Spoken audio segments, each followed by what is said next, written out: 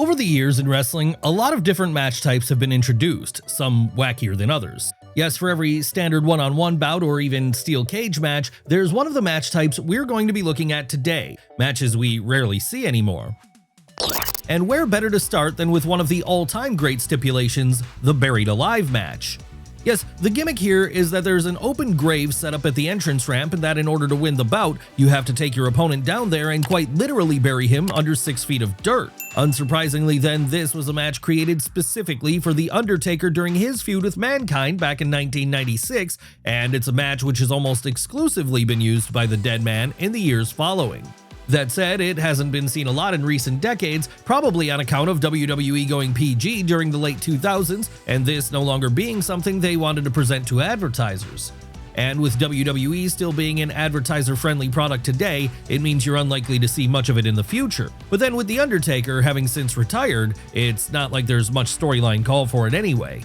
So for that reason, we imagine the Buried Alive match is pretty much a dead gimmick at this point, ironically enough. And instead of seeing new incarnations of it, we'll have to be content with going back and watching the old showdowns it's given us. Showdowns like the time Steve Austin took part in one at Rock Bottom in December of 1998, or the time Vince McMahon himself got involved by beating the Phenom at Survivor Series in November of 2003. But of course, this isn't the only rare match type strongly associated with The Undertaker. No, if we move on to our next entry, we'll find another one that the dead man is credited with introducing the world to back in 1992. That's right, it's time for us to talk about the casket match. Now, like with the Buried Alive match, the rules to a casket match are pretty simple, though not anywhere near as deadly in kayfabe. That's right, in place of an open grave located at the mouth of the entrance ramp, there's a casket placed at ringside. And if you want to win this bout, then you have to beat your opponent down to the point that you can put him inside of his casket and then close the lid shut. Who was the first victim of this gimmick? Well, that would be Kamala, as it was at Survivor Series 1992, 2 years after the Phenom's debut, that he took the advantage of the Ugandan giant's apparent fear of enclosed spaces by placing him inside one. Yes, this was the origin of the idea, with it being a way to play mind games with the dead man's chief rival at the time. But that would be far from the only time the casket match made an appearance on WWE TV, as in the years which followed, it became a bit of a staple for The Undertaker. And when he wasn't using it, the idea was migrating over to other companies too, companies like WCW, TNA, and even Lucha Underground, with it being something which perfectly fit into the telenovela world of that latter promotion. That said, with 2 out of 3 of those companies dead today, and with Mark Calloway no longer an active performer, it means there's not a lot of casket matches taking place in the 2020s. Hell, you'd be lucky if you see one every couple of years, and that makes it a rarity in the wrestling world as far as we're concerned. But then, given the type of bout it is, it really should be a rare one, as it should be saved for special occasions whenever a storyline calls for it to take place. The worst thing you could do to something like this, after all, would be to have it appear on multiple shows every year and take away its specialness, as then it just turns into something which fans become too familiar with. But let's move over to our next entry, a match which, rather than being most commonly associated with The Undertaker, was created by a king and a cowboy instead, the Empty Arena match. Yes, we're going back to Memphis in 1981 for this one, as that was where the first known example of an empty arena match happened. What was the story here? Well, it was that Terry Funk had come to believe that all Jerry Lawler cared about was the adoration of fans, so he wanted to take this away from him by fighting him inside the Mid-South Coliseum on June 4th of that year in front of absolutely no one. With that being a challenge, the king ultimately accepted. What followed on from there then was one of the most unique bouts anyone had ever seen at the time. So unique, in fact, no one would even try to replicate it for years thereafter. No, it wasn't until 1999 that there was another notable example of someone trying it again, this time in WWF when they had The Rock and Mankind do battle over the world title inside of an empty arena on Halftime Heat. Would this match be as great as the original? That depends on who you ask, and it introduced a whole new generation to the concept. Still though, it wasn't like the idea was used regularly following this. No, even now in 2025, it's rarely seen. Sure, there was the Thunderdome era where technically all wrestling was taking place in front of empty arenas, but we're not going to count that here, as this was more of a result of outside circumstances than anything else, not a result of a kayfabe decision made by the performers in the ring.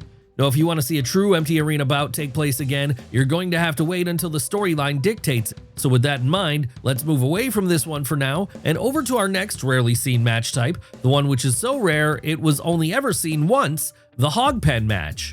What was the Hogpen Match? Well, it was something created in mid-90s WWF when Vince McMahon was throwing everything he could at the wall, all in the hopes that something would stick.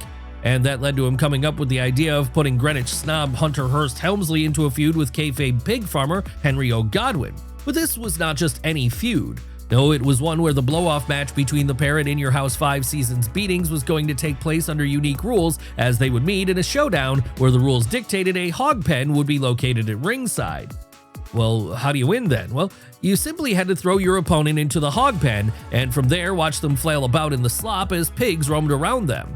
Yes, it was a bizarre one to say the least, and one which, if truth be told, appears to have been part of Triple H's punishment for the infamous curtain call incident he took part in a few months prior. Come on now, the whole thing was clearly designed for that final shot of Paul Levesque covered in mud and pig crap, looking like a fool for the audience in attendance. Needless to say then, this stipulation wasn't used a lot. In fact, it only happened one more time, when Vicky Guerrero took on Santina Marella at Extreme Rules of 2009. And ever since then, the Hogpen match would be shelved, so we'll just have to wait and see if it ever makes a return. So let's move away from that one for now then and over to our next entry instead, another match type which was created for one person specifically, and that pretty much died out once the performer's in-ring career came to an end, the specialty bout of the Great Khali, the Punjabi prison match. Of course, technically the Punjabi prison match is really a variation on an already existing bout, the steel cage match.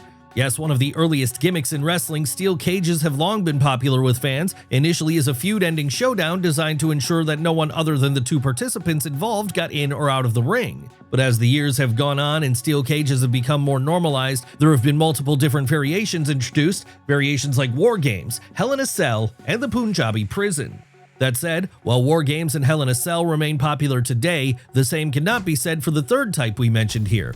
And the reason for that is, at least in part because, rather than the two cages involved here being made out of steel, they were made out of thick bamboo canes, or at least in kayfabe they were.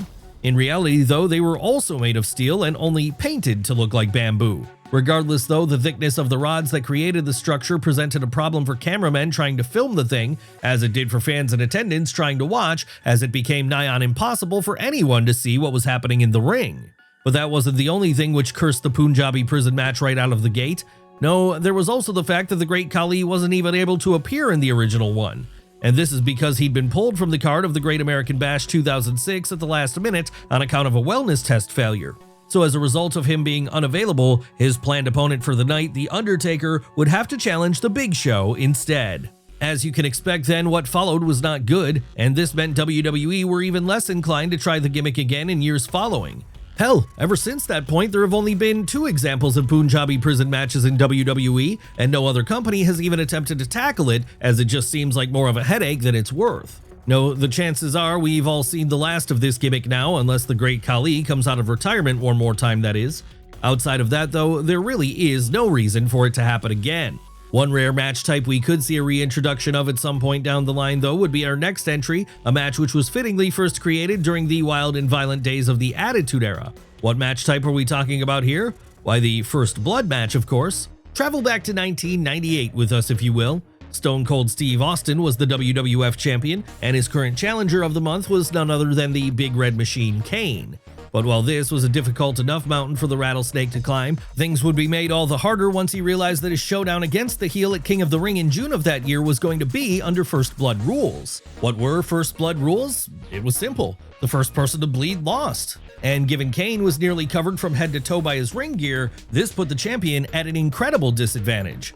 So when he lost then, it shouldn't have come as a huge surprise, and it also shouldn't have come as a huge surprise that in the blood-soaked time which was the turn of the millennium, the First Blood match would make multiple more appearances on TV in the years which followed, perhaps most prominently during the end of an era bout between Stone Cold and The Undertaker at Fully Loaded the following year.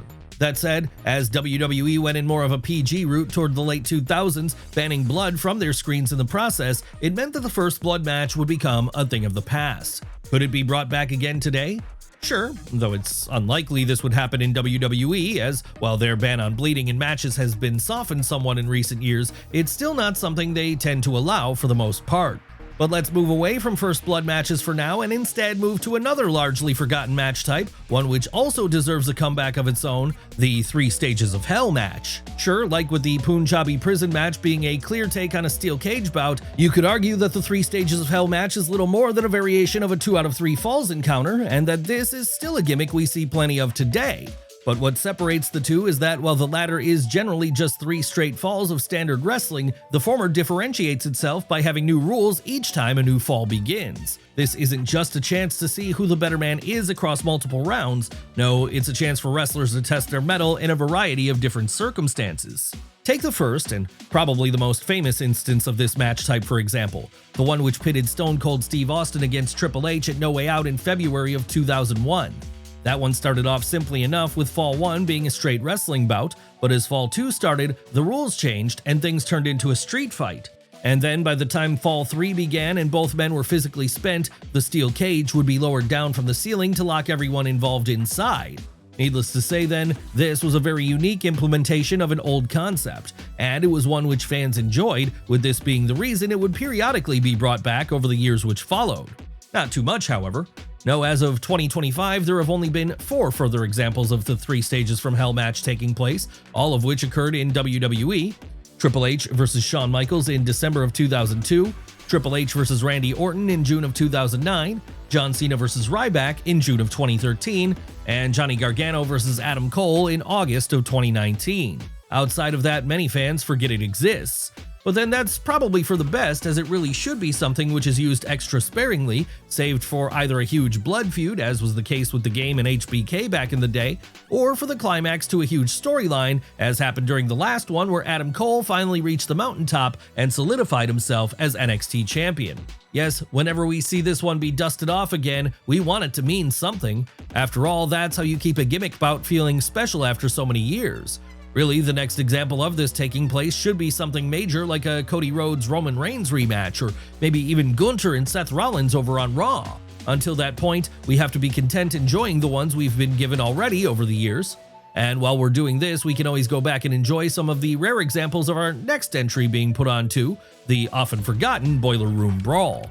Yes, much like with the Buried Alive match, the idea was something first created as part of the feud between The Undertaker and Mankind in 1996. But while the Buried Alive match was very much positioned as the specialty of the Dead Man, the Boiler Room Brawl was sold to us as Mick Foley's domain instead, largely because prior to this he'd developed a habit of doing promos from the bowels of whatever building WWF was in that night. As to what the rules to this specialty encounter were, well, it was that the bout would start off in the boiler room and from there make its way throughout the arena, with the initial goal being to be the first one to get back to the ring. Needless to say then, Mrs. Foley's baby boy would walk out of that inaugural match the victor, not just because he got to the ring first, but because he also stole The Undertaker's manager Paul Bearer away from him. And the same thing would happen in the second Boiler Room Brawl too, with it being the Big Show who Mankind defeated that time. After that, however, the New Yorker would lose every subsequent showing, with those showings accounting for all the gimmick matches of this name to ever take place outside of the 2 which happened in WCW during 1999. Yes, it remains an incredibly rare match to see, one which, if truth be told, hasn't been on TV at all since December of 1999 at this point. Does that mean it's time for it to make a comeback? We'll just have to wait and see. But what about our next entry? Is it time for that one to make a comeback too? Well, let's find out now as we look at it in more detail, the Inferno Match. Yes, this is another one connected to The Undertaker, as the Inferno Match was first created in WWF in 1999 as part of the feud between the Phenom and his kayfabe brother Kane, and this match would only end when someone was set alight. Obviously then, this is a very dangerous match type and one which required a lot of real safety measures be put in place ahead of time, with this probably being why it's something so rarely seen. Hell, WWE's only ever used it 6 times in its history, and most of these have involved Kane as a participant, with him usually coming out on the losing end. But with Kane being retired now, it seems highly unlikely they're ever going to do a showdown like this in the foreseeable future. So we'll all have to be content with going back and watching older versions of this one if we want to see them and the wildness that they could entail. But let's move away from fire and flames now and over to something altogether safer, though no less rare in wrestling, garbage. Why are we talking about garbage? Well, because the gimmick for our next entry is the dumpster match.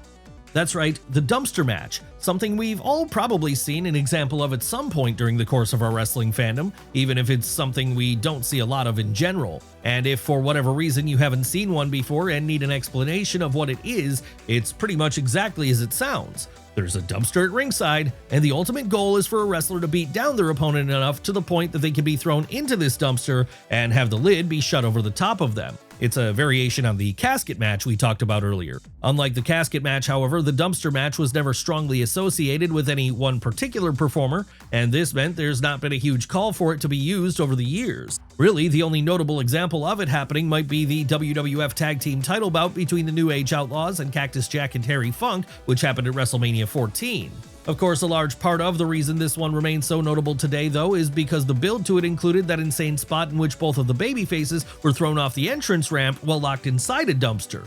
A stunt that legitimately injured the Funkster when it happened, as there was no padding inside of there for him to cushion his landing. Outside of that, there are only 3 examples of the dumpster match on record, one between D-Generation X and the Dudley Boys at King of the Ring 2000, another between Braun Strowman and Kalisto on an episode of Raw in 2017, and another still between Chelsea Green and Mi Chin on an episode of SmackDown in 2024. Yes, this is certainly a fun match stipulation whenever it gets used, but we really can't see a way this happens on a regular kind of basis going forward. But what about our next subject? That being none other than the Blindfold Match. Come on now, out of all the gimmicks we've looked at today, the Blindfold Match might be one of the rarest of them all, and the reason for that is because there's not actually that much you can do with it.